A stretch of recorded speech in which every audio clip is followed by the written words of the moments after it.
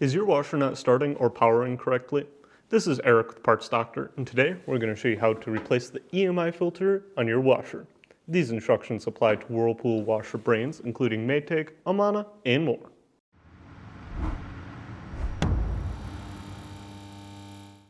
If you need to purchase a new EMI filter for your washer, you can check out our website, partsdoctor.com, where we sell parts for all major appliance brands. Here at Parts Doctor, we only sell authentic, genuine parts sourced directly from the manufacturer.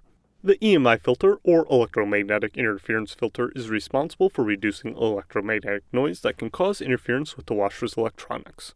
If the EMI filter has failed or is damaged, the washer may not receive proper power or may not operate properly. For this repair, you'll need to remove power and water to the washer.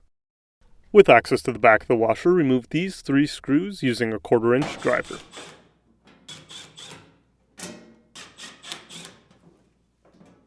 Gently grab the top panel and pull it back as far as it will go. Then, lift the top panel off and set it aside for later. The EMI filter is located here under this panel.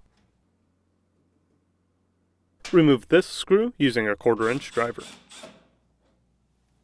Gently slide the EMI filter back until it is free from the retainers and pull it down to remove it from the panel. Be careful as it is still connected by electrical connectors. Before unplugging anything from the filter, take a picture to reference later when installing the new part. Then, gently disconnect all the connectors on the filter. You may need to use a needle nose pliers.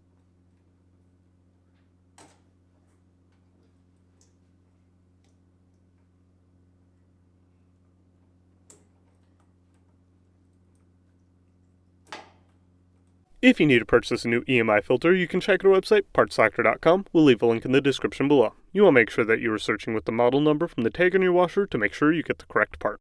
To install, reference the photo you took earlier and connect the electrical connectors to the filter. Align the filter to the bottom of the panel so that these retainers fit through these slots, then slide it forward to lock the retainers in place. Secure the filter in place by installing the 1/4-inch screw. On the top of the washer, locate these black retainers, then align them to these slots on the bottom of the top panel and set them into place. Next, slide the top panel forward, then reinstall the 3 screws. And that's it for today's video, and if you found this video helpful, make sure to leave a like and comment down below, and for more videos like this, please consider subscribing.